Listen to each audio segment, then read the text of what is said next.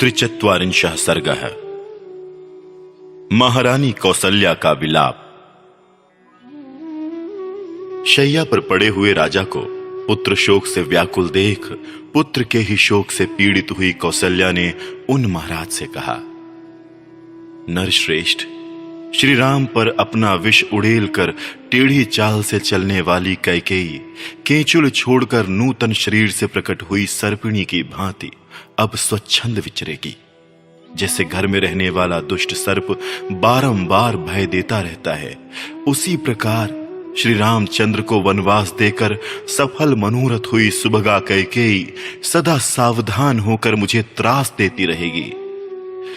यदि श्री राम इस नगर में भीख मांगते हुए भी घर में रहते अथवा मेरे पुत्र को कैकेयी का दास भी बना दिया जाता तो वैसा वरदान मुझे भी अभीष्ट होता, क्योंकि उस दशा में मुझे श्री राम का दर्शन होता रहता।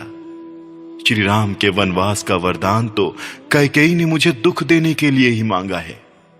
कैकेयी ने अपनी इच्छा के अनुसार श्री राम को उनके स्थान से भ्रष्ट करके वैसा ही किया है जैसे किसी अग्निहोत्री ने पर्व के दिन देवताओं को उनके भाग से वंचित करके राक्षसों को वो भाग अर्पित कर दिया हो। गजराज के समान मंद गति से चलने वाले वीर महाबाहु धनुर्धर श्री राम निश्चय ही अपनी पत्नी और लक्ष्मण के साथ वन में प्रवेश कर रहे होंगे।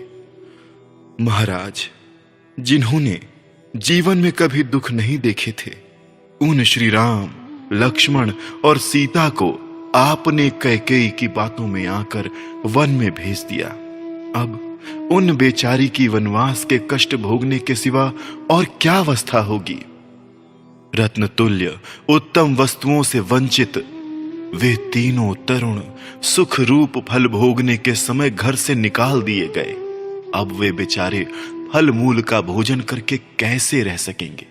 क्या अब फिर मेरे शोक को नष्ट करने वाला वो शुभ समय आएगा जब मैं सीता और लक्ष्मण के साथ वन से लौटे हुए श्री राम को देखूंगी।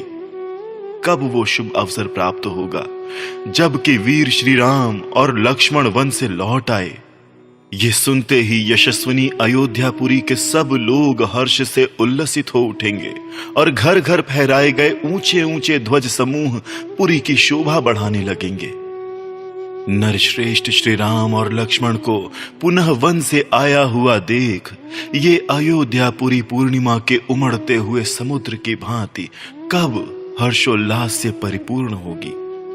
जैसे सांड गाय को आगे करके चलता है, उसी प्रकार वीर महाबाहु श्री राम रथ पर सीता को आगे करके कब अयोध्यापुरी में प्रवेश करेंगे।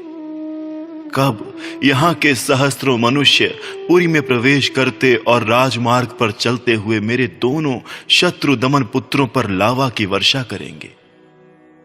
उत्तम आयुध एवं खड्ग लिए शिखर युक्त पर्वतों के समान प्रतीत होने वाले श्री राम और लक्ष्मण सुंदर कुंडलों से अलंकृत हो कब अयोध्यापुरी में प्रवेश करते हुए मेरे नेत्रों के समक्ष प्रकट होंगे। कब ब्राह्मणों की कन्याएं हर्ष पूर्वक फूल और फल अर्पण करती हुई अयोध्यापुरी की परिक्रमा करेंगी। कब ज्ञान में बढ़े चढ़े और अवस्था में देवताओं के समान तेजस्वी धर्मात्मा श्री राम उत्तम वर्षा की भांति जन समुदाय का लालन करते हुए यहां पधारेंगे। वीर, इसमें संदेह नहीं कि पूर्व जन्म में मुझ नीच आचार विचार वाली नारी ने बछड़ों के दूध पीने के लिए उद्यत होते ही उनकी माताओं के स्तन काट दिए होंगे।